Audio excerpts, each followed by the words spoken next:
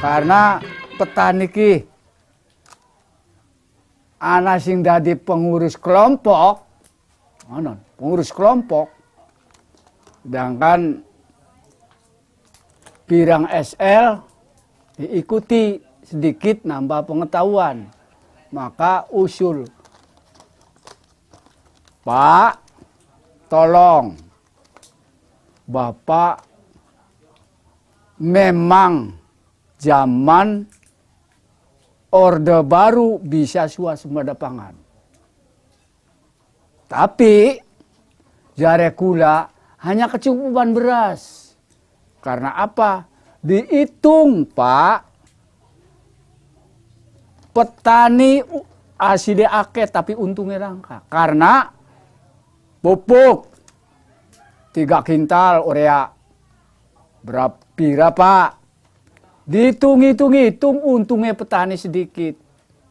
Jadi kula ki pada tujuan, Pak, yuk kita perbaiki pertanian kita karena bumi ki wis rada rusak. Kula ndeleng dewek akehe obat-obatan, akehe penyakit. Nah, mulai tahun 70-an ternyata ada ledakan hama yang dulu sebelumnya merupakan hama yang nggak penting. Itu warna coklat. Sekitar tahun 89 sampai 90 iku di Indramayu banyak akeh wong klenger, bapuk. akeh wong pada pingsan ning sawah akibat parine bapuk. Pas megar kayak kenen mulus. Masih hijau kabeh kayak gini. Pas ngisi, nggak ngisi. Kena penggerek batang pada tahun 90-an gitu. Sehingga akhirnya dikeluarkan pada bulan Desember 1986 itu yang dikenal dengan Instruksi Presiden nomor 3 tahun 86 yang menyatakan bahwa PHT merupakan atau pengendalian hama terpadu merupakan satu strategi untuk penanggulangan hama di tingkat nasional. Dengan deklarasi kebijakan nasional seperti itu,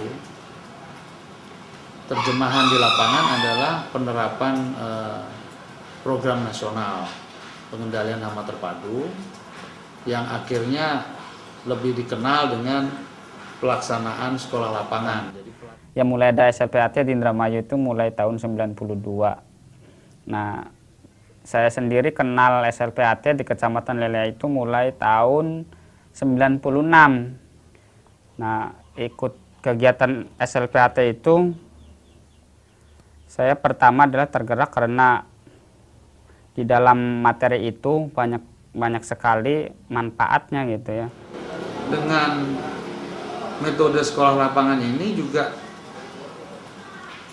istilahnya mengorangkan orang. Nah, kalau di Jawa Tengah bilang ngewong kewong. Bagaimana petani itu dihargai pengalamannya, keterampilannya, sehingga mereka bisa menarik kesimpulan dari pengalamannya selama ini dalam rangka memperbaiki pengelolaan lahan usaha taninya di lapangan. Yang ini adalah pengamatan mingguan mengenai hama apa yang ada pada saat kita amati itu. Ada apa di sekitar Ajir ini? Artinya Ajir ini adalah merupakan satu bagian yang diamati setiap minggu. Sebelum SLPAT kita tidak pernah melakukan penelitian karena petani beranggapan bahwa sebelum SLPAT itu di sawah kita cuman ada tanaman padi dan hama gitu. Petani beranggapan seperti itu sehingga setiap saat kita harus menggendong tank untuk semprot gitu. 95 masih ada kegiatan SL itu sampai 98, tapi di Indonesia karena kerjasama masih FAO ada diperdalam dari SL itu, diperdalam riset aksi. Nah, kami kebetulan di Indramayu terpilih menjadi tempat riset aksi fasilitas. Jadi ARF lah kerennya. Jadi di ARF itu prinsipnya ya menurut saya ya mungkin yang dialami oleh saya itu prinsip ARF itu pertama kalau nggak salah sifatnya kan partisipatoris ya. Artinya orang yang terlibat di situ, yang terlibat di dalam situ tuh sama-sama gitu. Kita lakukan sebenarnya hanya memperkuat pengalaman-pengalaman mereka, karena sebenarnya secara sehari-hari mereka sudah menggeluti itu. Artinya mungkin dari pagi sampai siang sampai malam ya petani ya yang dihadapi ya ekosistem sawah. Tetapi ketika pertanyaannya lebih detail, umpamanya kapan bunga padi itu mulai menyerbuk, mereka tidak bisa menjelaskan, karena meskipun mereka sehari-hari di situ, tapi pengalaman-pengalaman mereka itu tidak distrukturkan menjadi sesuatu proses pembelajaran. Jadi yang dilakukan sebenarnya lebih pada memberi peluang bagi mereka untuk menstrukturkan pengalaman-pengalamannya. Jadi begini Bu ya, larva itu bukan langsung masuk ke batang. Di dalam pengamatan saya Bu ya, pada saat dia menetas itu kayak tentara mau terjun Bu, ngerompol kayak pakai ya parasit itu. Nah, saya amati, oh pantas ngerompol karena dia tuh mengeraskan kepala.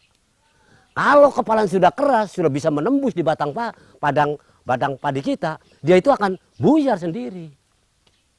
Nah, masuknya ada yang membobok, ada yang mengikuti lubang mulut daun. Masuknya tuh Bu.